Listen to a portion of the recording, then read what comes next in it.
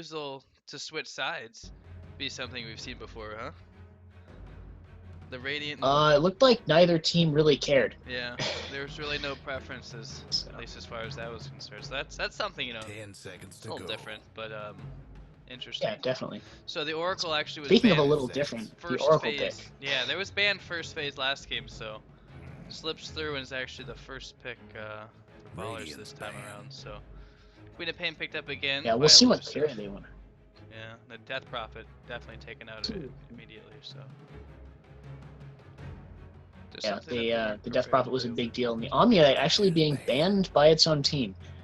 I'm really curious to see what carry they end up pairing with the Oracle. Do you have any thoughts on that, or is Oracle as much a mystery to you as it is to me? I've heard a lot of people complain and cry about how Purifying Flames is broken and how it's 5 seconds. borderline OP, and that the hero with just a little bit of farm and decent levels is too good for people that actually know what they're doing. So definitely seen it banned quite often and picked, not necessarily in the first round, but definitely picked up a little bit more in the competitive scene and definitely more in pubs too. So I don't know. Yeah, I know that previously there was a pretty hefty damage nerf done to Oracle, but it appears as though she's still, she or he, I'm actually not sure the gender on Oracle, is going to be outputting a good deal to do this. Yeah. That's fair enough. It's got like a kind of a gender ambiguous voice, so. 10 seconds to go. I think That's I mix up the genders anyway, like because I want to call the player because it's a male, I want to call it a he, but the hero is actually a female, so like it's all messed up anyway, so I don't think it really matters. Yeah, that's fair. Yeah. So we're seeing a lot of team fight out of Elus1ve and a lot of pick off out of the Hoop Ballers. Yeah, and we've seen a lot of effective Beastmasters so far in the last couple of weeks here with the games that we've cast, so hoping to see probably more of the same, the early Necrobook rush into a Blink, possibly a Scepter. And there's Andy Mage. Old tried and true, Mr. Hard Carry. And he's actually very effective with Oracle. The mobility of Anti-Mage combined with the stealth from Oracle from False Promise is actually a terrifying combination, because as a support, you want to run away from Anti-Mage, but you can't run away from what you can't see. 5 seconds. So okay. If we get to see a... Can you drop a knowledge bomb on me here? Because does it look like we have all 3 cores for Elus1ve picked out, or is this a support Queen of Pain? I'm thinking they have all 3 cores and they were saving the support to counterpick the hard carry. Okay, so and so we could see a Disruptor or an Ancient Apparition here for the Anti-Mage. Well, the AA is picked up already, so it's... Oh, sorry, not Anti... I meant Skywrath Mage. Okay. For the instant silences. Yeah. Very effective against them for sure. Ancient Seal and... I'm just curious how they're going to lane all this, though. I mean, I would assume that you'd want the Ember mid, right? And then Queen of Pain probably in the safe lane, Darkseer in the off lane kind of thing, but... Hard to say. I think the Ember Spirit could go mid or safe lane, depending on the mid laner that the Ballers end up picking up. Yeah, well, the way we saw it last time, they took the early levels on the Queen of Pain and they threw her in every situation possible in every lane, so... Maybe it's Queen of Pain mid one more time and just let the secure the Ember's farm up in the safe lane. That would be my guess, but I think that might be how they go here. So, now especially since Queen of Pain is one of their top picks, it makes sense that it's sort of a comfort pick, and they want to play it in the same spot. Definitely want to give her the priority and the ability to make the plays that we saw last game. Correct. That's what I'm thinking. Yep. Okay. So, Rubik. I like it. Yeah, there's plenty of good things to steal here, for sure. Is this a mid Beastmaster, perhaps, or is this the standard offlane that we see oh so often? Well, they're playing Radiant side, so they don't have the dire advantage in the offlane for stacking the Ancients from lane. So it could be mid, but I would anticipate offlane, or they might get really crazy and try to run it. Oh, nope, yep. Storm might be That's going to be Beastmaster off.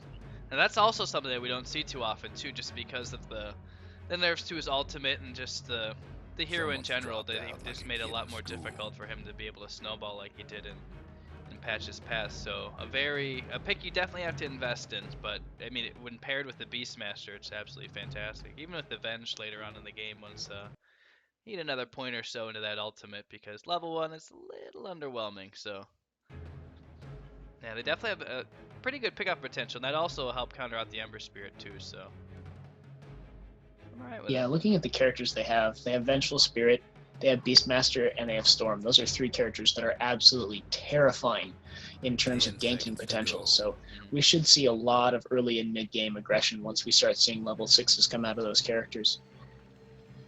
Oh, he's got the new Animage set too. Everybody get set. Wow. See it, my game crashed again. Man, all I know is that No, load I don't time know you why got. I did it. Didn't do this yesterday. I don't know what kind of PC you built, but your load time's still The pretty load time's usually pretty good. I think it's the internet today, because last time it ran fine, but today it's been struggling. Or it ran fine up until the end last time when we were having some communication issues. Yeah, damn you, Comcast. Wow. So, Storm not opting to skip out on the early bottle rush. She's gonna go get the null tally, a couple shared tangos, and a couple fairy fires. So, all in on the health regen. That makes a lot of sense. Yeah. And on the really on the damage, Queen of Pain has a great auto attack, and last time we saw that they were able to outfarm the Queen of Pain with a Death Prophet. So I'm betting that the Storm is making that same gamble, that he'll be able to mechanically outplay the Queen of Pain in terms of farming, and that'll allow him to accelerate to a faster bottle and then faster other items, Yeah, despite going for the high damage start. There's no reason to not believe in it, because if you're gonna be confident enough to pick a Storm Spirit, I mean, it's obviously not one of the real meta heroes, especially in the last patch or so. So if you're confident to pick him, I mean, you obviously have to have a lot of faith in the player behind it. So I do not doubt. I always believe. Good Ryan. warding coming out already. Always believe. Always believe. Interesting wards coming out already And away for we go. the Dire team. Looks like they've gone after some mid lane control with the ward here. That'll give them vision so they can stop any sort of lane Got a pulling feeling this is gonna shenanigans. be good. And they have opted to block the pull camp. So they want to make sure that that Darkseer is getting plenty of experience in the lane.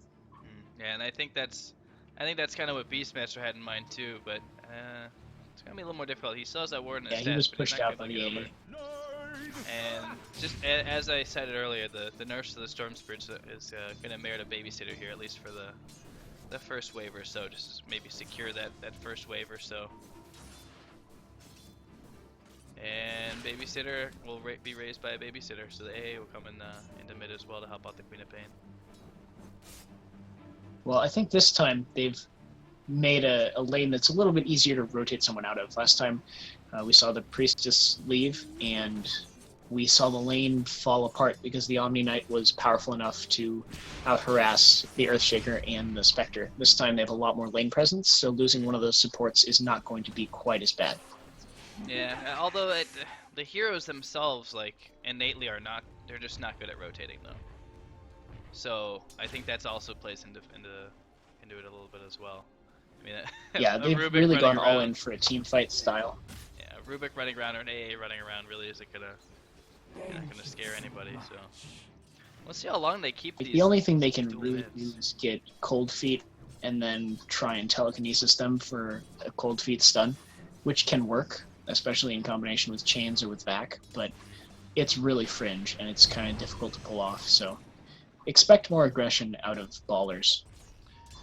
Darkseer desperately seeking at least one part of his to complete the recipe of the Soul Ring. I mean, he's doing okay on mana. He's keeping away from the anti-mage, so he's avoiding that mana burn. But he's really just not getting anything out of this offlane that he hoped to. Beastmaster's on the same page though, so it's not all is lost.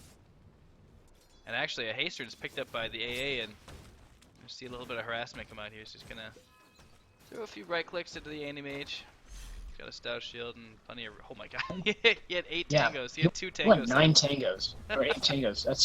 That's a lot of tangos. Plus the Especially sap. on a character that's probably going to be building a fast ring of health. Yeah. I mean, it makes sense you're going against a Darkseer, but you have to rely on the Oracle for some amount of healing. Yeah, that's actually pretty surprising, but I mean, maybe I don't know. I think maybe the Darkseer hasn't been as aggressive, and plus they kind of knew that he's going to burn through a lot of regen because he's definitely not going to be able to sit back and not get the CS, even though there's an Ion Shell around it. He has to go for it, so he knew he'd be burning through a lot of HP. So I understand it. It's not all that surprising. Because that Ring of Health will take another minute or so before he would have the gold anyway, even if he's having great CS. Towers taking hits. Seems a little odd, but it makes sense in them due to the matchup, I think.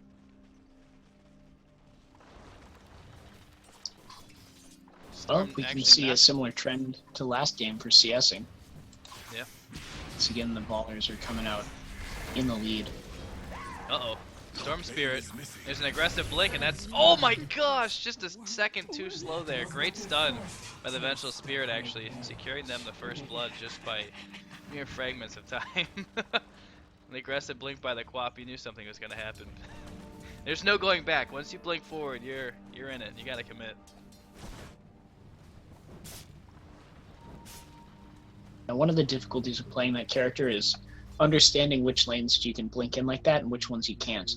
And normally Storm Spirit's a lane that you can blink into fairly safely, but with that Vengeful Spirit running around mid, that kind of changes the odds, especially since the support you're running with doesn't provide nearly as much burst damage. Well, and I was just surprised at how fast that stun came off, because, I mean, the Storm Spirit still had, there was still, the Shadow Strike was still ticking amongst several right clicks. So, I mean, he was running uphill trying to escape and just taking so much damage, so fantastic stun. And Beastmaster will go down. They commit a lot for it. They're both very, very low. I'm assuming. Yeah, they burn through all of the mana on Ember Spirit and on Rubik as well, so they're going to have to find some regeneration somehow if they want to continue laning against him. Yeah, with that lane, it kind of changes the dynamics of the off lanes here. Towers in bad shape. Anti-Mage is still getting his farm, but I think the Darkseer is getting a lot more out of the lane than Top lane is his missing. counterpart here. And Anti-Mage actually, 8 tangos and a salve, he's down to nothing but 2 tangos, so definitely warranted here. Made a good choice, I think.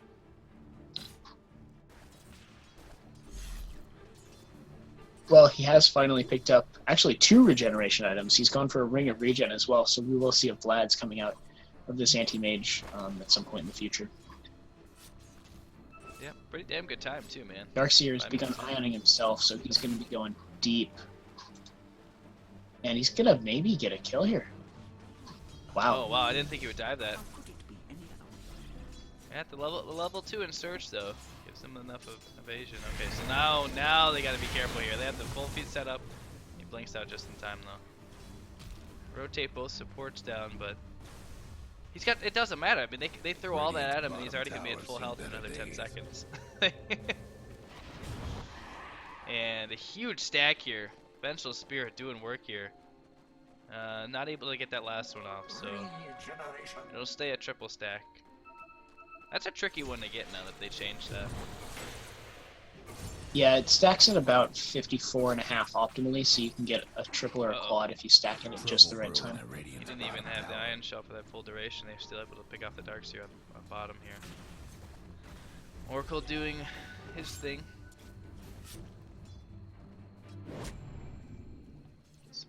So here's a fun question. Do you think that they will put the stack towards the Anti-Mage or towards the Beastmaster? Because they're both going to need some kind of farm acceleration. Storm, neither.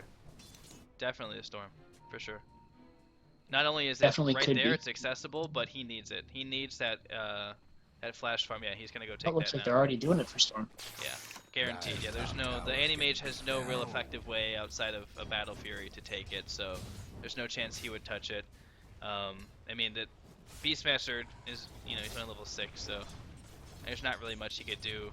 And his axes are only level 1, so there's nothing he can really do in order to clean that out pretty quickly. So yeah, definitely for the Storm Spirit here.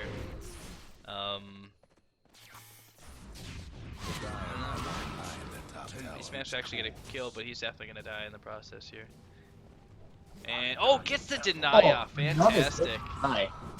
That's the second deny the second deny to creeps we've seen in this series. We actually had a suicide on Pudge as well in the first game. Yeah, the double deny, technically. quick pause here. Yeah, all these players, I think, so far, these last, in every game these last 2 weeks, they're very cognizant of the new jungle layouts and all the little ins and outs of the jungle, so they're able to get these denies off with relative ease, I'd say, overall. I think we saw one in the new hard camp right by the secret shop on the Dire side. So. Yesterday, you mean? Yeah. Or today? Yesterday. It's definitely something Yeah, that I think we did see one there. definitely something that we're seeing a lot more now. And this this combo is actually proven to be a real hassle here. And there's the ultimate there. Just hit level 6 about 30 seconds ago, and he puts that ultimate to use right away there. Able to finish off. Just wait until he has a basher. It's gonna get really nasty if the game progresses to the point where anti-mage is out of basher. I didn't think that disable was that much, but it's enough. Holds him in place. Just enough. Fully channeled. Play it right. It's just enough. I mean, yeah, that's only 1 level of mana break, so it's not like he's doing a ton of extra damage.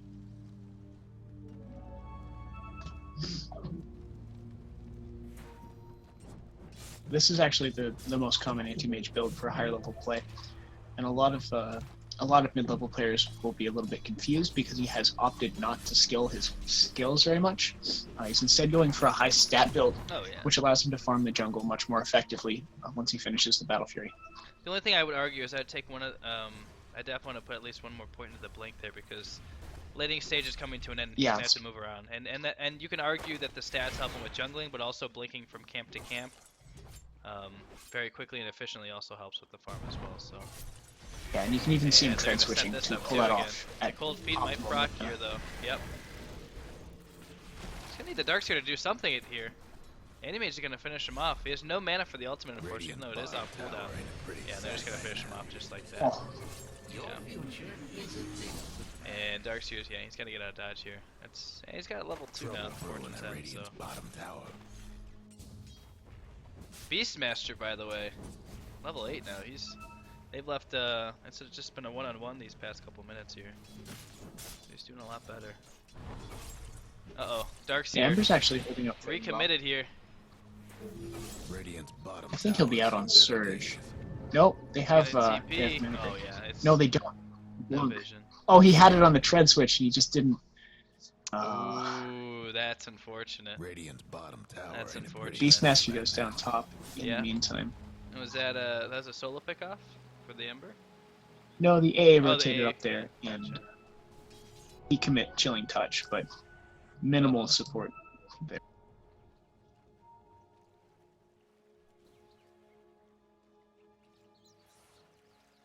Definitely not seeing as much rotation out of the Queen of Pain. She's been pretty. I think she's moved twice, but really just as a support, not really going in to use that ultimate now that it's available. Whereas last game, I mean, every time it was Yeah, they don't have as much of a fighting team this time. You're not going to find as many kills with the Rubik and with the Ancient Apparition as they would with the Priestess and the Earthshaker, which was their support duo last time. So it makes sense that we're seeing less out of the Queen of Pain, but she's got to start doing something if she wants to be effective. Engage again in the Darkseer here, just really bully him out of lane. He's still got pretty good CS, and he's doing okay as far as levels go as well. So they can keep harassing him, but it's really only going to affect his farm just a little bit here. A lot of commitment top. Uh-oh, and there goes the Queen of Pain. There's the first ultimate here. Yep. And they're going all in here. Ember Spirit very low on mana here. But I think they're just going to have one more TP here, and I think they're just going to... Oh, there's a swap and stun, and there goes Rubik. Nope. He ended up tossing Vengeful Spirit closer to him instead of further away from him. So maybe a little bit of a miscue there. The team was out, and Rubik thought they were going back in. Yeah, his team was long gone, and then we have a Queen of Pain here who's kind of, I don't think they're gonna re-engage here. I think she's just trying to wait out and blink out when it's semi-safe here. And that, oh my gosh, if he can blink up and get it, doesn't even need the ultimate there. The Purifying Flames is enough to finish him off here. My thanks. The Dire might want to mine. Man, even with all that I'm surprised we didn't see more Purifying. Oh wow. And it's just non-stop. He's gonna pop the ult, the healing. In fact, taking him. Here we go. There's the urn, and that should be enough there. Ooh, nice juke. Oh. There's so much HP on both of them. They were gonna get one of them eventually. And there's no mana on the Queen of Pain here, so this is just gonna be our battle of the right clicks here. Just wasting more and more time. Oh, and she got the ult just in time. Yep. False Promise is gonna make sure he gets out. Oh, there's enough damage. Okay. Wow. Staying corrected. Necrobook actually almost done with the Beastmaster as well, so they're gonna start to take towers. He's had a pretty fortunate lane. Yeah, he's doing really well. He's doing very well. Still relatively tied though with the Darks here, as far as net worth goes. Yeah, the issue is that the 1 and 2 spots for both teams have a pretty big farm discrepancy. Yep, it's pretty much the same as we said, the same as last time, and looks like there's going to be the fairly standard Orchid here for the Storm Spirit, but you know, with all the changes to him, he's definitely going to need probably a Bloodstone most likely afterward before we can really start making impact here, and eventually likely a BKB. This Ember Spirit does go for the BOT rush as well, so it'll be a little bit slower to get that Battle Fury. Yeah, that seems to be very popular. I've tried it out. It actually works better than I anticipated, just because you can get so much mileage out of Flame Guard. Oh yeah, it's a free radiance every 40 or so seconds, so not bad for the pushing. Battle Fury is actually still relatively close here for the anti-mage. Yeah, he's going full treads. He's also picked up a Ring of Regen, That's so insane timing there. he's getting a very good Battle Fury. He's gonna beat 15, be around 15 anyways. I mean, and it's all lane creeps. I've seen him go into the jungle maybe twice in the last 14 minutes, so all that CS is creeps. I want to see Ball Lightning stolen. Come on, Rubik. Yeah, watching him fly around. It is actually really fun. The only thing I think my favorite stolen spell would be Firefly. Watching him fly around on his little staff. I don't know why. It just fills me with joy. So Primal Roar is up here, so if they want to engage here, and they're going to, pop the A ult, and he's just gonna explode. Yeah. Well, they had get the return kill, and Rubik's unable to do anything with the spells on cooldown. So fairly even exchange there, 1 for 1. But meanwhile, in the back end, Anti-Mage picked up another kill. Yep, and that's a finished Battle Fury, and he's gonna have Vlad's here in mid-tower's getting banged quick up. time, so he's gonna have 3 finished items within 20 minutes here, so Dire's pretty top scary. tower, you know the drill. The Ember's farming, you know, best on his team, but no way he's gonna be able to farm as fast as the he Dire is. structures for now. The No. Dire might want to mine Even if he had top gone the tower. Battle Fury first, he just doesn't have the same kind of farming mechanics as the Anti-Mage does, so there's not much way for him to keep up. He can just do his best and hope that he outscales in the late game. Can only hope at this point. Yeah, so I mean, he has early BOTs, but he's really been kind of confined. Losing that T1 mid so early just kind of made things really difficult. His jungle's not as safe as he would like it to be. And a lot of action bottom, so he's got the BOTs, but I mean, last game we saw the split pushing was just constant. Like, it was always a threat.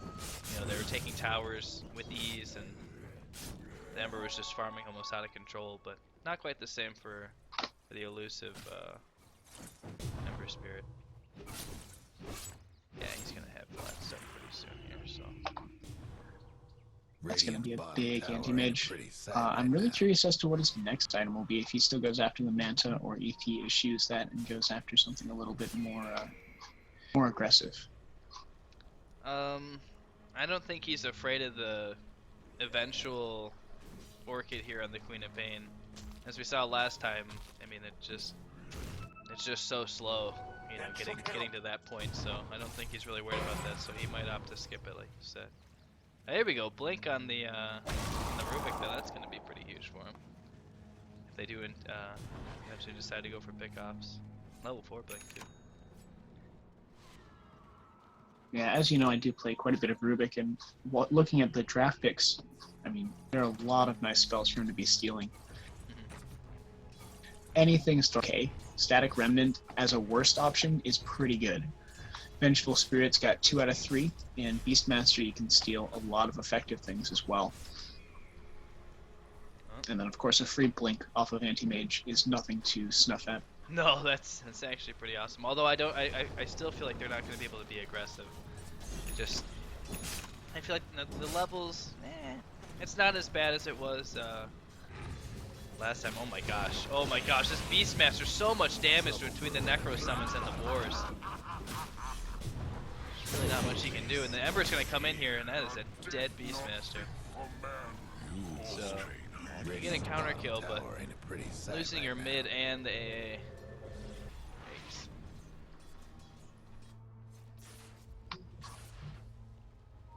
Yeah, it's Storm's definitely going for a Bloodstone, so that'll help him out a lot too. Just because the ultimate now, he has the recipe, so the change they made to the ultimate just makes it so much more difficult to fly around the map. The pudding pops aren't as prevalent, Brian, in this patch. I'm over here now. Yeah, Oracle actually, yep, going for the mech. So definitely going for the medic build as far as itemization goes. Definitely nothing wrong with that. The urn is actually used to mitigate Peering Flames' healing on opponents. So yep, I've seen we saw it come out as a combo earlier on the Darkseer, where Purifying Flames went off, didn't quite kill. Here. So they had, man. Wow, the Spirit Brothers going head to head, and Storm definitely gets the better end of that stick, at least as far as it goes at least in this point in the game, right? At Orchid and yeah, he's up 2 levels. He's got a pretty substantial lead in most of the primary stats right now. So it's going to be very difficult for the Ember Spirit to contest with him, especially with the Orchid up. Yeah, not to mention about 3,000 more gold. Also helps. Yeah. Definitely helps. And yeah, Anti-Mage he has the Yasha, so it could be a casual Yasha, but he'll likely go to opt to finish off the man just because it's so useful as far as split pushing goes, with the illusions, break out any silences, get out any sticky predicaments, and also just like blinking ahead aggressively, popping the Manta, and you can drain your target's mana within seconds. You know, just a few hits from the 2 illusions and your hero, and kind of makes the Rubik or the AA just pretty useless. Well, we have a lot of heroes committed to the bottom lane from both teams, so yeah, we might be seeing the first team fight of the game. This was the same issue they had last game. They just no towers. Their push just isn't there, and you're trying to make a move, and they get the Ember Spirit's getting gone on. He's getting blown apart here, so weak, and there's so much crowd control for him too. The Necro Book finishing off the Darkseer here, right in the midst of the wall. Gets 2 with the Queen of Pain ult, but he's gonna run in the wall and end up killing himself. And this is a team wipe easily. Only losing 1. Actually, I think the Oracle's gonna die here. Nope. Enough heals to sustain himself. Wow.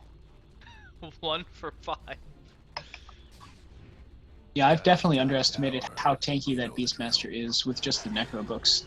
The stats, plus the fact that he's a strength primary, give him so much survival. He was in the middle of that fight the entire time and did not die. Yeah, he actually has a level 3 Necro finished off and 1,600 in the bank to boot, so. And Storm's gonna have his Bloodstone here in about 300 gold, so. Looking good for the Ballers, yet again. What's the wager on the Beastmaster money? You think it's gonna go towards a Blink or towards Boots of Travel first? I mean, is it really worth it? It'll be Blink. He's picking up 2 TPs. Power on the board? I mean, fair point. I don't know that the BOTs are worth it. I think the blink is just more valuable. Look how much damage he can do just right out of the gate here. The battle of supports. At this stage, Rubik is not going to be able to fight. It's not even playing field. Yeah, and Anti-Mage will have that. He'll have that Manta finished here very shortly. I don't know, man. It's looking pretty bleak. Oh my gosh, 50,000 XP and about 17,000 approaching 20k gold. in gold. Yeah, it's not looking good here. Not looking good. So And early in the anti-mage is game, only it's gonna just increase that gap. hard to see that a team could get this far behind this early, but.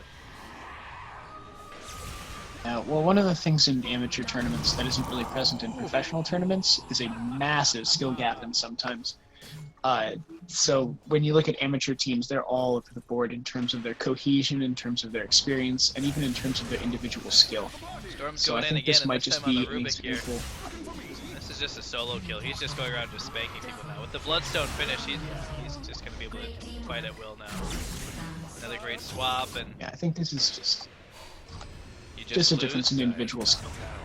Well, I mean, in this bracket, everyone's above 4K, but I mean, there's the people that are on the cusp, and then there's the people who are, hovering around 6K plus. So, like you said, there is always that discrepancy that you can't really account for when you're sitting in the lobby. The Dire might want to mine that top tower. Storm Spirit just falling out of control right now. 11 charges on the Bloodstone, and they're gonna take this Rex with relative ease. Actually pressuring both. Yeah, Anti-Mage doing his thing. Take all the racks with relative ease. Yeah, there's really not much he can do here. The Ember is just, he doesn't even have the Battle Fury done, and even if he did, it really wouldn't do a whole lot. So they're just too far behind. Yeah. And the fact that Storm can just do this literally at will too is not really helping out their strategy. Yeah. I mean, one thing that I'd like to point out across both games is the way that the Ballers have approached every game. They've gone after some early lane phase control. Oh my god. That screen just did not... It doesn't even affect the team. And this Storm is literally 1v5ing everybody. His team's back there supporting him. Yeah, and they call GG. Yeah. I mean, one thing to note is how the Ballers approach these games. So they won or tied in the lane phase. And then after that, they just played for kills and towers. And everything that they played for was towers. Even off of the kills, it was just all focused on pushing towers. And they've established this massive team gold lead. So when you're watching this game, you see like the Ember balling out of control, and you see the Anti-Mage getting kills here and there, and that's not really why. They're not winning because they're getting those kills. They're winning because they're picking up the towers, and the towers are providing them with enough team gold to pick up the items which lead to the kills. Yeah, if there was a meta being forged in terms of just the AD2L heroic league, I think there's definitely a lot more focus on, the early grouping up and pushing of towers, which I mean it seems fairly simple, but we've seen so many teams struggle against this. They don't have enough counter push. They're unable to come online early enough to be able to combat that or even to do it themselves. I mean, both games, I mean, they had to commit every hero Elus1ve did just to take a tower, And they took the tower, but then they got wiped. So they're just the laning phases are just not strong enough in these drafts, and I don't know. it's hard to come back once you're at such a disadvantage that early. So yeah, well, the second game ended up being shorter, but in my opinion, actually closer than the first game. The first game was rough. The Omni Knight just completely took his hammer to that game, and there was no real comeback mechanic for Elus1ve in the first game. But in the second game, we did see some contention. We saw a little bit more in terms of active supports. We saw a couple kills going down in the early lane phase. The issue was just that the Ballers were able to take the towers and farm stacks that they had the support set up, while Elus1ve was unable to accomplish those goals. Yeah, well, that was a short series, but a good series nonetheless. So that will likely be our last cast for this week. So that concludes week 2 for us. Definitely be back next week, Wednesday or Thursday most likely. So I always tweet before I stream, so feel free to follow me on Twitter for updates, and you can catch us next week. So Brian,